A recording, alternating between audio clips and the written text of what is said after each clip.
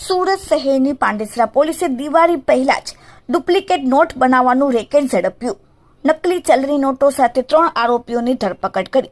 સૂત્રો પાસેથી માહિતી મુજબ પોલીસે મળેલ બાતમીના આધારે Pandesara Gujarat housing board jewellery બજાર 4 રસ્તા પાસે આવેલા હરિયમનગર સોસાયટી પ્લોટ નંબર 17 અને 18ના બીજા માળે આવેલા મકાનમાં પાંડેસરા પોલીસે રેડ પાડી અને જ્યાંથી ચલણી નોટો બનાવવાનો રેકેટનો પર્દાફાશ કરીને સ્થળ પરથી 3 આરોપીઓ, જેમાં એક મૂળારામ મોતીરામ પ્રજાપતિ, 2 દિનેશ કુમાર છોગારામ પ્રજાપતિ અને 3 નારાયણ છોગારામ પ્રજાપતિ, ત્રણેય રહેવાસી હરિયમનગર સોસાયટી પાણીની ટાંકી પાસે community hall Gujarat housing board પાંડેસરાની ધરપકડ કરી.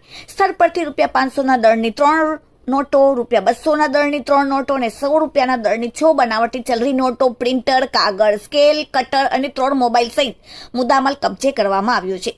આમ ₹40,000ના મુદ્દામાલ કબજે કરીને ભેસ્તાન પોલીસે જણાવ્યું કે આરોપીઓ પોતાએ આર્થિક લાભ મેળવવા તેમજ ભારતીય અર્થતંત્રને ખોખલું કરવાના ઈરાદે આ બનાવટી ચલણી નોટો ભારતીય બજારમાં ફરતી કરવા પોતાના કબજામાં રાખી હતી. Bureau report, daily India TV, Surat.